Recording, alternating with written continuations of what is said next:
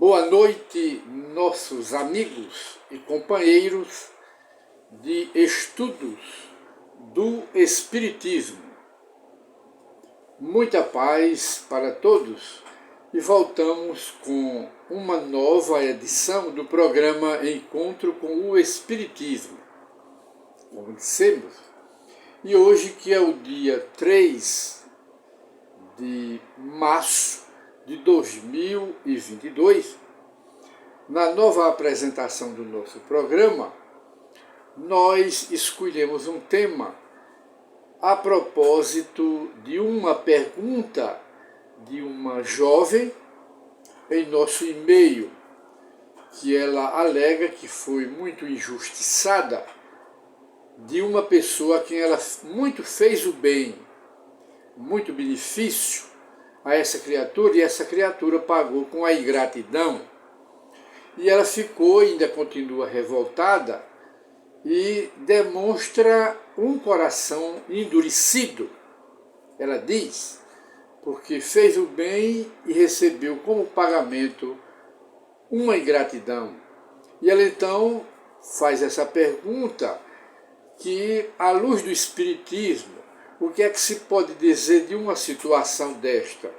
E nós então, oportunamente, encontramos aqui no discurso de Allan Kardec, em uma visita, em várias visitas que ele fazia anualmente a diversas cidades da França naquela época, século XIX, 1860 e pouco, e ele fazia um discurso, em cada sociedade espírita daquela época. E ele então, nós vamos passar a palavra ao próprio Allan Kardec, que foi vítima, muitas vezes, das ingratidões de muitas criaturas a quem ele se dedicou e a quem ele fez muito bem. E no trabalho do Espiritismo, gratuitamente, ele arrumou muitos inimigos na divulgação da doutrina, do trabalho do Espiritismo. E então vamos passar a palavra que ele vai fazer um comentário acerca dos inimigos gratuitos que se apresentam e também das criaturas ingratas. E ele diz aqui, vamos ver aqui a fonte, Revista Espírita de 1862, viagem de Allan Kardec a Lyon e a Bordeaux. Lyon era a cidade onde ele nasceu e onde ele fazia, como nós dissemos, anualmente visita para checar o movimento do Espiritismo. E ele diz: no estado atual das coisas aqui na Terra, qual é o homem que não tem inimigos?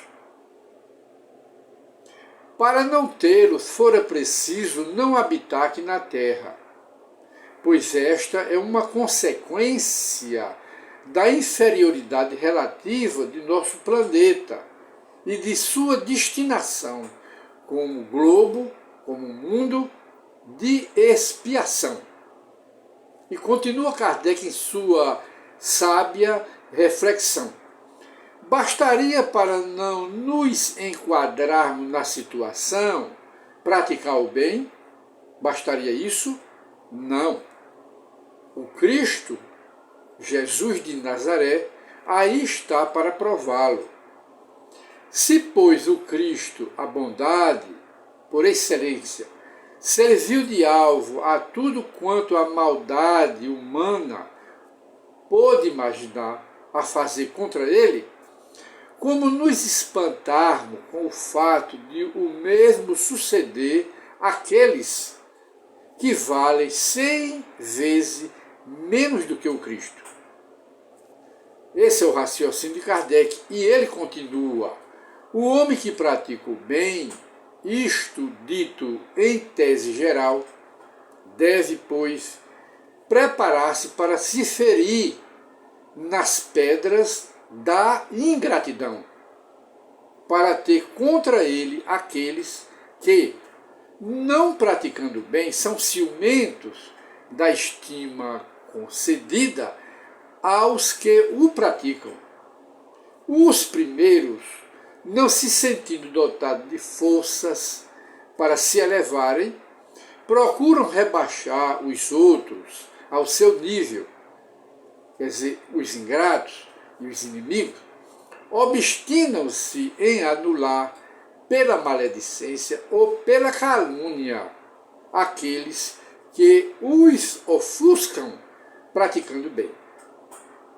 Ouve-se constantemente dizer que a ingratidão com que somos pagos endurece o nosso coração e nos torna egoístas.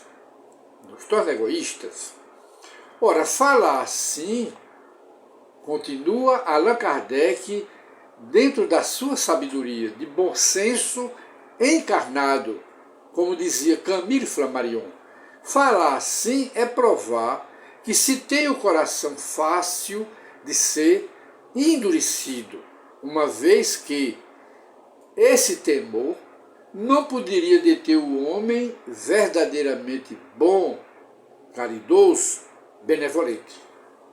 Continua Kardec, o reconhecimento é já uma remuneração, uma paga, um troco, pelo bem que se faz. Praticá-lo tendo em vista essa remuneração, esse troco, é fazê-lo por interesse. E continua Kardec em seu raciocínio lógico. Por outro lado, quem sabe se aquele que beneficiamos e do qual nada esperamos, não será estimulado, motivado a mais elevados sentimentos por um reto procedimento depois.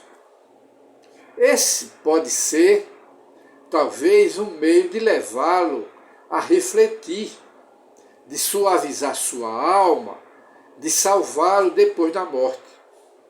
Essa esperança constitui uma nobre ambição. Se nos inferiorizarmos, não realizaremos o que nos compete realizar.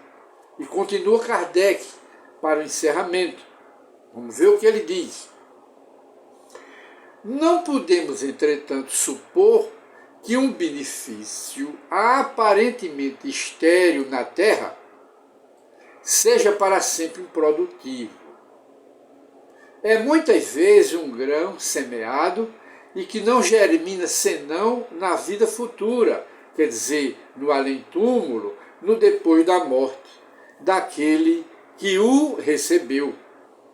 Muitas vezes temos observado certos espíritos, Kardec diz que nas comunicações mediúnicas dos espíritos com quem ele conversava, os desencarnados, na Sociedade Espírita de Paris, nas sessões mediúnicas, ele diz, muitas vezes temos observado certos espíritos que aqui na Terra foram ingratos como homens, tomados de emoção na espiritualidade, pelo bem que lhe foi feito. E essa lembrança neles, despertando pensamentos benéficos, facilita-lhes enveredarem para o caminho do bem e do arrependimento sincero, lá como espíritos, contribuindo para abreviar-lhes os sofrimentos. Ora, encerra Kardec, só o Espiritismo poderia revelar esse resultado da benevolência. Só ao Espiritismo está dado, pelas comunicações recebidas do além-túmulo, revelar o lado caridoso desta máxima. Qual é a máxima? Um benefício nunca está perdido. Diz Kardec, um benefício nunca está perdido, substituindo o sentido egoísta que se lhe atribui. Mas retornemos ao que nos concerne, que justamente era o discurso que Allan Kardec ia fazer, ou iniciou a fazer lá na Sociedade Espírita de Lyon e depois em Bordeaux. E assim nós encerramos aqui o nosso programa de hoje, atendendo ao pedido da nossa irmã e companheira, que inicia no Espiritismo e foi vítima de uma profunda ingratidão, que ela então pensou em endurecer o coração e não fazer mais nenhum bem a ninguém. Esta é a resposta do próprio Allan Kardec à pergunta da nossa companheira.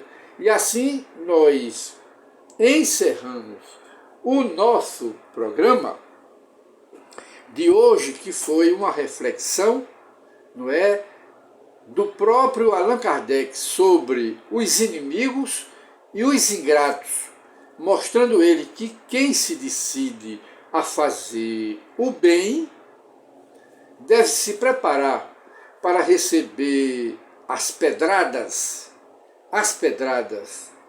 ou as pedras do ingrato ou da ingratidão.